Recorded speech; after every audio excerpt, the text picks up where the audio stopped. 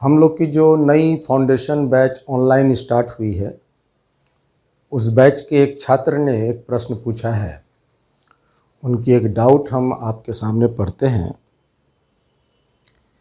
इनका नाम है सक्षम शेखर भारती। इनका एक प्रश्न है कि sir, I am confused where to use centripetal force और सेंट्रीफ्यूगल फोर्स। और इनका कहना है कि in many questions mv square by r is used towards the center and in some questions mv square by r is applied away from the center। तो ये circular motion के related इनकी doubt है। तो चलिए इस डाउट को हम समझने का प्रयास करते हैं और इस डाउट को अच्छे से समझ सकें उसके लिए एक छोटी सी बातें हैं जो हम पहले डिस्कस करेंगे, उसको आप समझ लें।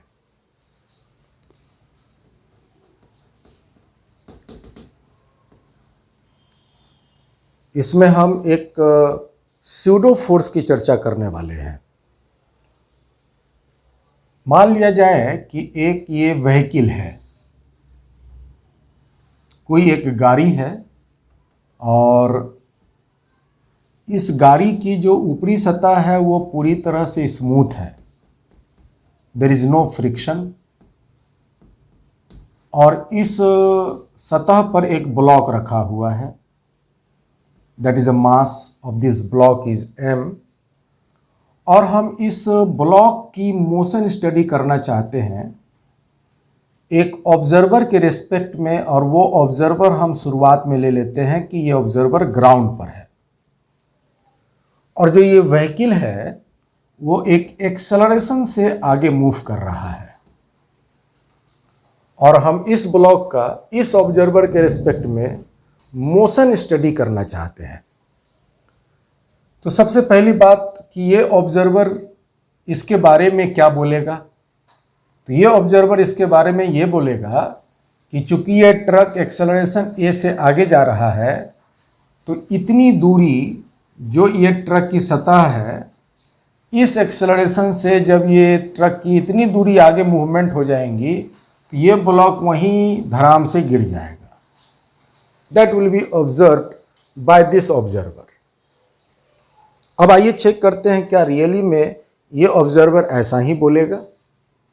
तो बात करते हैं कि इस बॉडी पर हम फोर्स लगाकर, इस बॉडी में मास m है तो धरती इस मास को अपनी तरफ एक गुरुत्वाकर्षण बल की वजह से खींचेगा mg फोर्स लगा के, और ये जो सतह है ये सतह इस ब्लॉक पर लगाएगा नॉर्मल, जो कि हमेशा सतह के परपेंडिकुलर ये लगेगा। और ये नॉर्मल सिर्फ तब तक लगेगा जब तक कि उसके नीचे में ये सतह है। अब देखो तो ये ब्लॉक पर ये नॉर्मल तब तक लगेगा जब तक ये सतह है, और इस एक्सेलरेशन से जब ये ट्रक आगे जाएगा और जब इतना दूरी चल देगा तो ये सतह नीचे से गायब हो जाएगा, तो नॉर्मल का मान 0 हो जाएगा। परंतु उस केस में mg लगातार लगता रहेगा और इसी वजह से ये ब्लॉक वहाँ धड़ाम से गिर जाएगा। और जब तक ये सतह उस ब्लॉक के नीचे में है, नॉर्मल जो है एग्जिस्ट करता रहेगा और ये नॉर्मल इस mg को बैलेंस किए रहेगा और ये ब्लॉक यहीं पर पड़ा रहेगा। इस ब्लॉक को आगे चलना भी नहीं चाहिए था क्योंकि इस ब्लॉक पर कोई एक्सटर्नल फोर्स इधर नहीं लग रहा और इस वजह से इधर में कोई एक्सेलरेशन नहीं होना चाहिए। इसी तरह इधर में कोई इस ब्लॉक पर फोर्स नहीं लग रहा, इसीलिए इस डायरेक्शन में भी कोई एक्सेलरेशन नहीं होना चाहिए और नहीं है। तो ये बातें न्यूटन के अनुसार बिल्कुल यही होनी चाहिए थी। अब अगर हम इस ऑब्जर्वर को अगर यहाँ नहीं लें और ऑब्जर्वर अगर हम यहाँ पर लें over this truck surface itself, कि ये जो ऑब्जर्वर है वो ट्रक के साथ यूँ मूव कर रहा है और ऐसे ऑब्जर्वर के रिस्पेक्ट में हम इस ब्लॉक की मोशन स्टडी करते हैं, तो ये ऑब्जर्वर क्या बोलेगा इसके बारे में। सबसे पहली बात कि ये ऑब्जर्वर खुद इस ट्रक के साथ आगे के डायरेक्शन में एक्सेलरेट करेगा, और जब हम इस ऑब्जर्वर से ट्रक के बारे में पूछेंगे कि बताओ ट्रक में क्या मोशन है, तो ये ऑब्जर्वर बोलेगा कि ट्रक जो है वो रेस्ट में है। ट्रक में कोई एक्सेलरेशन नहीं है, ट्रक में कोई मोशन नहीं है, क्योंकि जब इस ऑब्जर्वर से पूछेंगे तो ये बोलेगा कि ये ट्रक तो सर हमेशा मेरे साथ में ही है, इसमें कोई डिस्प्लेसमेंट नहीं है, कोई एक्सेलरेशन नहीं है, कोई वेलोसिटी नहीं है। हालांकि इस ट्रक में एक्सेलरेशन है, परंतु इस ऑब्जर्वर के रिस्पेक्ट में इस ट्रक में कोई एक्सेलरेशन नहीं है। परंतु जब हम इस ऑब्जर्वर से इस ब्लॉक के बारे में पूछेंगे तो ये ऑब्जर्वर इसके बारे में बोलेगा कि ये जो ब्लॉक है वो इस डायरेक्शन में एक्सेलरेट कर रहा है। इस ऑब्जर्वर के रिस्पेक्ट में इस ब्लॉक में इस डायरेक्शन में एक्सेलरेशन होगा, जो कि इसके द्वारा ऑब्जर्व किया जाएगा। अब हम यहां बात यह समझते हैं कि क्या इस ब्लॉक पर इस डायरेक्शन में कोई फोर्स है, तो इसका जवाब है इस डायरेक्शन में कोई भी फोर्स नहीं लग रहा, परंतु इस ऑब्जर्वर के अनुसार इस ब्लॉक में इस डायरेक्शन में एक्सेलरेशन है। तो यहां न्यूटन के नियम मेरे फेल हो गए।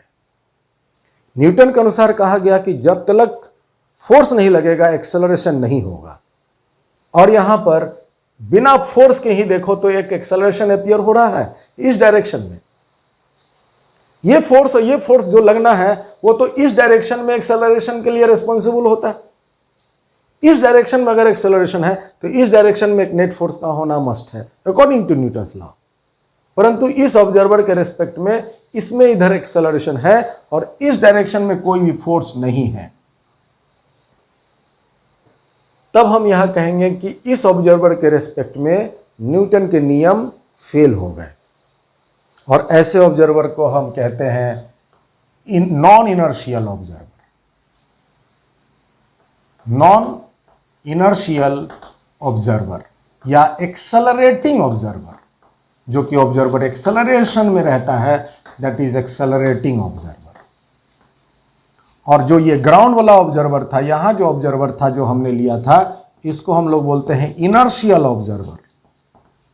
इनर्शियल ऑब्जर्वर, इनर्शियल ऑब्जर्वर का या तो वो रेस्ट में होगा या नहीं तो वो यूनिफॉर्म मोशन में होगा, वेलोसिटी उसकी कांस्टेंट होगी।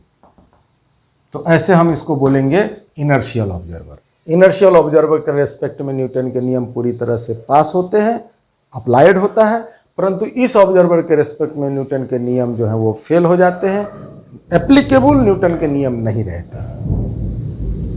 अब अगर हम चाहते हैं कि इस ऑब्जर्वर के रेस्पेक्ट में भी न्यूटन के नियम अप्लाइड हों, तो हम क्या करते हैं, इस तरह के ऑब्जर्वर के रेस्पेक्ट में भी न्यूटन के नियम पास हो जाएं, उसके लिए हम एक घूस में एक फोर्स अप्लाई करते हैं, और इसको कहते हैं स्यूडो फोर्स। ये रियली में लगता उगता नहीं है, बस न्यूटन के नियम अप्लाई हो सके उसके लिए हम ये फोर्स लगाते हैं। तो बताइए यहां पर वो सूडो फोर्स जो रियली में लगता नहीं है, इस ऑब्जर्वर के रिस्पेक्ट में न्यूटन के नियम पास हो जाए के लिए अगर हम लगाना चाहें तो किधर लगाएं। तो देखो, ये चूंकि ब्लॉक में इस ऑब्जर्वर के रिस्पेक्ट में एक्सेलरेशन इधर है, तो जरूर वो फोर्स इधर होना चाहिए। और ये फोर्स कितना होना चाहिए, तो ये फोर्स उतना होना चाहिए कि इस मास में इतनी एक्सेलरेशन डेवलप कर सके। इस फोर्स का मान होना चाहिए mass into acceleration, and this is called pseudo force. This is not the real force, this is imaginary force. ये रियली में लगता उगता नहीं है, परंतु हम इसको लगाते हैं इस ऑब्जर्वर का जब हम चुनाव किए रहते हैं, ताकि न्यूटन के नियम जो हैं मेरे एप्लीकेबल हो सके। ठीक है, तो ये सूडो फोर्स किधर लगा, तो हमेशा ऑब्जर्वर के एक्सेलरेशन के अपोजिट लगेगा। और कितना लगेगा, तो mass of the body and observer का जो एक्सेलरेशन है उसके प्रोडक्ट के। तो ये बातें हम थोड़ी सी समझ गए हैं। अब हम अपने डाउट में आते हैं। सपोज करो कि एक कोई धागा है, ये धागा है, और इसके एक छोर पर हम एक कोई मास बांध दिए हैं, और हम इसको एक यूनिफॉर्म सर्कुलर मोशन में गति दिए हुए हैं। भी स्पीड से हम इसको यूनिफॉर्म सर्कुलर मोशन में चला रहे हैं, और हम इसका मोशन ऑब्जर्व करना चाहते हैं। तो उसके लिए हम एक ऑब्जर्वर का चुनाव सेंटर पर कर लिए, and this centre is at rest. तो ऑब्जर्वर भी रेस्ट में है, तो ये ऑब्जर्वर कैसा हुआ? तो ये ऑब्जर्वर हुआ इनर्शियल। अब हम इस बॉडी पर फोर्स अप्लाई करते हैं। तो देखो इस बॉडी का कनेक्शन इस धागा से है, तो धागा में एक टेंशन होगा T, और हम जानते हैं कि कोई भी बॉडी अगर सर्कुलर मोशन में चल रहा है तो उस पर एक सेंटर की तरफ एक एक्सेलरेशन, सेंटीपिटल एक्सेलरेशन लगता है, जिसका मान होता है v²/r। और अगर हम ओमेगा के टर्म में अगर बोलें तो ये बराबर होगा ओमेगा स्क्वायर इंटू आर, लेकिन v के टर्म में इसका मान v²/r। और ये एक्सेलरेशन इस बॉडी में कौन पैदा करेगा? तो ये एक्सेलरेशन इस बॉडी में यही जो सेंटर की तरफ जो फोर्स लग रहा है T, वही डेवलप करेगा। और इस T का मान बराबर लिख सकते हैं m इंटू v²/r। ठीक है, तो सेंटर की तरफ जो ये m v²/r जो आप यहां पर देख रहे हो, ये फोर्स जो है डायरेक्ट नहीं लगता। ये फोर्स जो है वो एक एक्सटर्नल एजेंसी तैयार करता है। कोई भी एक नेट एक्सटर्नल फोर्स जो टुवार्ड्स द सेंटर की तरफ लग रहा हो और वो अगर बॉडी को सर्किल में चला रहा हो तो उस बॉडी में सेंटर की तरफ एक एक्सेलरेशन बनाएगा, दैट इज v²/r। और वो जो net force towards the centre है वो बराबर होगा मास गुना v²/r। ठीक है, तो आप यहाँ गौर से देखिए कि इस ऑब्जर्वर के रेस्पेक्ट में सेंटर की तरफ mv²/r कोई फोर्स नहीं है। सेंटर की तरफ इकलौता फोर्स है, that is T, and that T becomes equal to mass गुना एक्सेलरेशन, दैट इज v²/r। अब हम इस ऑब्जर्वर का अगर पोजीशन को बदल देते हैं, सपोज करो that observer now is on the body itself. जो ये ऑब्जर्वर हमने सेंटर पर लिया था, सपोज करो वो ऑब्जर्वर बॉडी सेंटर पर नहीं है, बॉडी पर ही है, और ये पूरा सर्कुलर मोशन में चल रहा है। ठीक है, और यहां पर अगर ये बॉडी सर्कुलर में चलता है तो हम जानते हैं कि इस पर एक एक्सेलरेशन सेंटर की तरफ लगता है। तो ये जो सर्कुलर मोशन में चलने वाला बॉडी एक एक्सेलरेटिंग हुआ, तो उसी पर अगर ये ऑब्जर्वर है तो ऑब्जर्वर भी एक्सेलरेटिंग हुआ, और उसका एक्सेलरेशन, ऑब्जर्वर का एक्सेलरेशन किधर होगा? तो सेंटर की तरफ होगा, और कितना होगा? तो दैट इज v²/r होगा।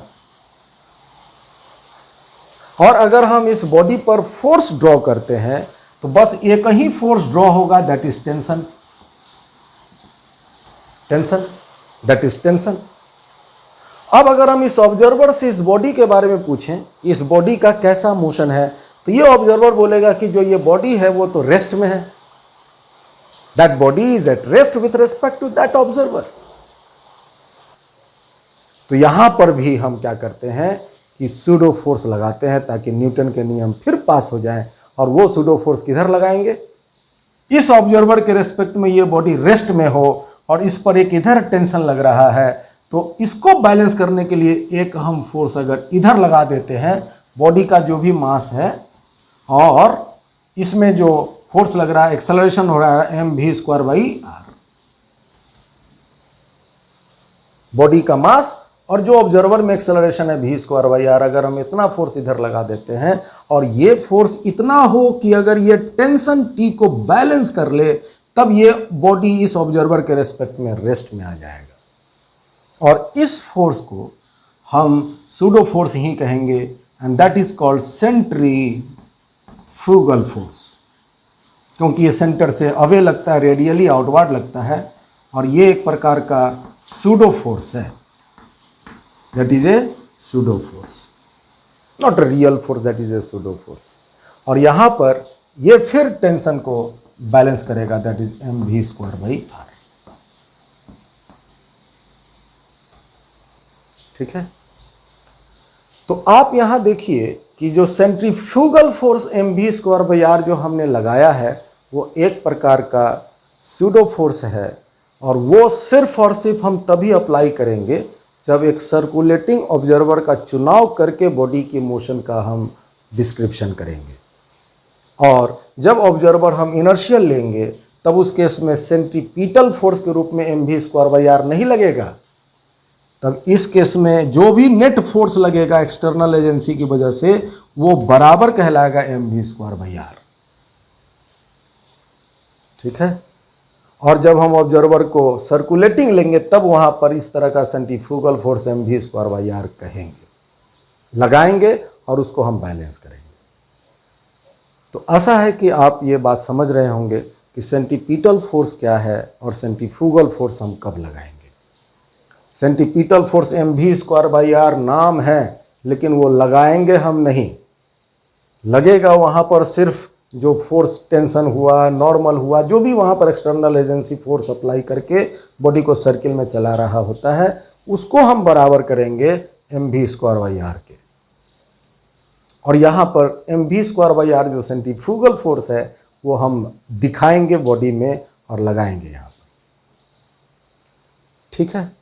तो आशा है कि ये बात आप समझ पाए होंगे। अगर इसमें कोई और डाउट रह गई हो तो आप हमसे चैट में पूछ सकते हैं। Thank you.